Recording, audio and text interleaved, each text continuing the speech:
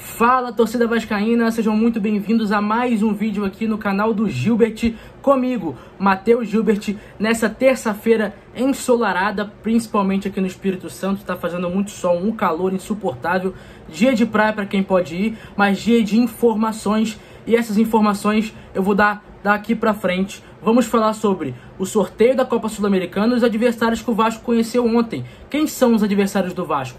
Onde jogam? Como estão na tabela em suas respectivas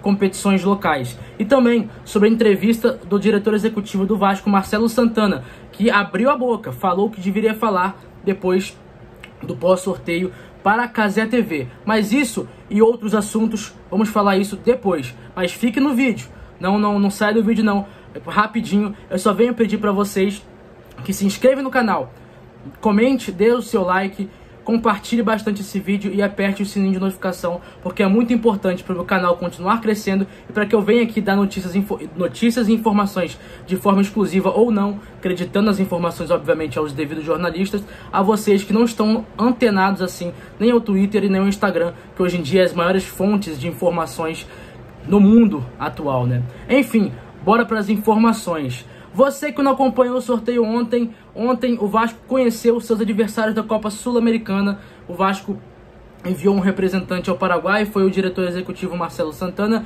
e lá o Vasco conheceu às 8 horas da noite, no Paraguai, os seus 3 adversários na Copa Sul-Americana. São eles: Lanús, velho conhecido da torcida vascaína, Lanús que o Vasco já enfrentou em 2 competições internacionais nos últimos anos, Sul-Americana em 2007, Libertadores em 2012. Em 2007 o Vasco foi eliminado para o Lanús, salvo engano, e em 2012 o Vasco ganha do Lanús lá na Argentina nos pênaltis, né? Os dois outros adversários que o Vasco conheceu foi o Melgar do Peru, que joga na altitude 2.300 metros, se eu não me engano, e também o Puerto Cabello da Venezuela. Não é Porto não, é Puerto da Venezuela. O Vasco também conheceu a fórmula dos jogos, né? Onde o Vasco começa os jogos e onde termina. O Vasco começa enfrentando o Melgar lá na altitude, muito provavelmente entre o jogo do Santos, do Brasileirão, entre a estreia contra o Santos e o segundo jogo contra o Corinthians, será naquele meio de semana, uma semana complicada. Santos, Melgar na altitude, Corinthians fora. E encerra a sua participação na Copa Sul-Americana contra o próprio Melgar, só que em casa, né? O Vasco conheceu esses adversários e vou contar um pouco desses adversários para vocês. O Lanús é um fortíssimo candidato, acho que talvez seja no momento o maior candidato, assim, o maior adversário do Vasco nessa chave. É um adversário que no ano passado foi eliminado pelo Cruzeiro, mas na semifinal da Copa Sul-Americana. Tem tradição de chegar em competições sul-americanas, seja ela Libertadores ou Sul-Americana ou a Copa Sul-Americana. É um clube que não vem passando por um bom momento nem nacionalmente e nem internacionalmente. Vale lembrar que o Lanús também, há alguns anos atrás, foi vice-campeão da Libertadores para o Grêmio, né? O Grêmio venceu os 2 jogos, tanto na arena quanto lá fora, venceu o Lanús, e o Lanús foi vice na própria casa para o Grêmio.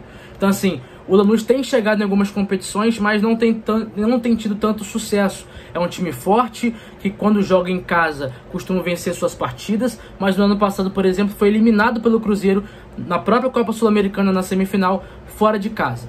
O outro adversário do Vasco é o Melgar, que vem sendo um calo no sapato de alguns clubes brasileiros, principalmente o Internacional, que foi eliminado pelo Melgar na Copa Sul-Americana também, se eu não me engano, nas oitavas de final, há 2 anos atrás. Eliminou o Internacional em Porto Alegre, 2 empates, né? De 1 a 1, se eu não me engano, foi 1 a 1 no jogo de ida, lá contra o Melgar, e empatou novamente em Porto Alegre, levando o jogo aos pênaltis e se classificando a partir de então, né? O Melgar é um time que joga na altitude, como eu já falei para vocês, 2.300 metros, não é a maior altitude, inclusive, pelo que eu li e vi, né, o Vasco vai enfrentar o menor adversário na altitude, assim, porque tem altitudes piores. O Fluminense, por exemplo, enfrenta duas contra o Once Caldas, que é basicamente a mesma coisa do Melgar, mas contra o San José da Bolívia, que é quase 4.000 metros de altura. Então o Vasco enfrenta uma das menores entre os times que vão participar da Sul-Americana e da Libertadores, os times brasileiros. E o outro adversário, eles jogam num estádio gigantesco, é muito difícil de jogar na casa deles, inclusive, no Campeonato Peruano. Na temporada passada eles ficaram em terceiro colocado, nessa temporada eles são o primeiro, tudo bem que tem 4 rodadas só de campeonato peruano, mas eles estão em primeiro lugar, venceu os 4 jogos, e na temporada passada, como eu falei, eles ficaram em terceiro colocado, ou quarto, não me lembro direito, mas se classificando para Libertadores. Foram eliminados da pré-Libertadores pelo Cerro Porteño, perdendo os 2 jogos, perdeu o jogo em casa para o Cerro no placar de 1-0 e fora perdeu de 4-2, né? É um time muito forte em casa, mas que é um time vencível pelo Vasco. E o outro clube que o Vasco pega é Puerto Cabello, da Venezuela, que joga na cidade de Puerto Cabello, né? É uma cidade praiana, só que muito provavelmente o Vasco irá enfrentar esse time na cidade de Valência, na Venezuela, que é próximo ali, algo em torno ali de 30 minutos de carro entre uma cidade e outra, porque o estádio oficial do Puerto Cabello não é permitido pela Conmebol por conta da sua baixa capacidade.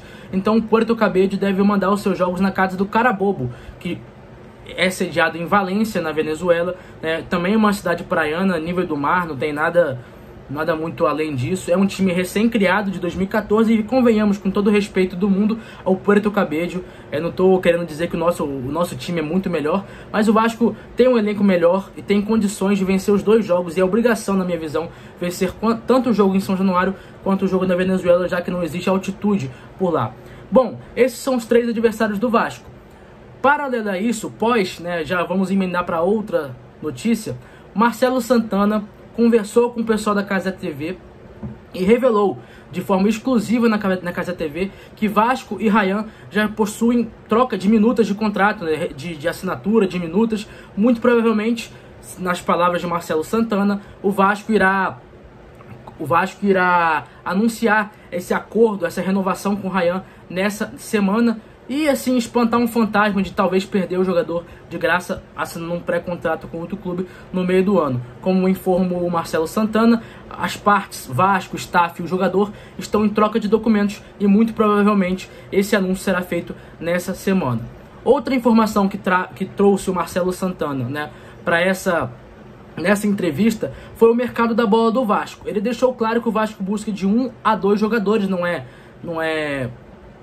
concreto isso ainda. Ele não tem o Vasco não tem certeza que o Vasco vai contratar de 1 jogadores, mas deu a entender que sim, de 1 a 2 jogadores, como eu falei no vídeo de ontem. Caso você não tenha visto, volte aí entre lá na página do canal e veja o vídeo que eu postei ontem, e afirmo com todas as letras e volto a afirmar aqui: o Vasco tem interesse e negocia com um lateral esquerdo e com um atacante de velocidade. O Marcelo Santana não deu a pista sobre qual é a outra posição, no caso ele fala 1 ou 2, mas ele deixa claro que o foco do Vasco no mercado é a busca por atacante, né? O Vasco também negocia por um atacante a pedido do técnico Fábio Carille, que, como eu falei ontem, busca equilibrar um pouco o elenco, tanto para a lateral esquerda, que em comparação com a lateral direita tem uma peça a menos, quanto ao ataque, já que os 2 lados estão desequilibrados. Então essas são as informações, né? Conhecemos os grupos do Vasco na Libertadores não, quem dera, na Sul-Americana, e também falamos um pouco sobre a entrevista de Marcelo Santana, dizendo que Ryan está muito perto de renovar com o Vasco, deve ser anunciado essa semana a renovação da jovem cria da base do Vasco, e o mercado do Vasco de 1 a 2 reforços com foco no ataque. Pois bem, galera, o vídeo de hoje foi esse, espero que vocês tenham gostado. Deixe seu like, compartilhe muito, comente bastante. Se você não gostou também, comente aqui, eu levo tudo na parte na crítica construtiva, né? E é isso. Bora para mais um vídeo, que vocês tenham um bom final de terça-feira, um bom início de quarta-feira, e voltamos a nos falar na quarta-feira pela tarde, às 4 horas da tarde. Valeu, galera, tamo junto, é nóis.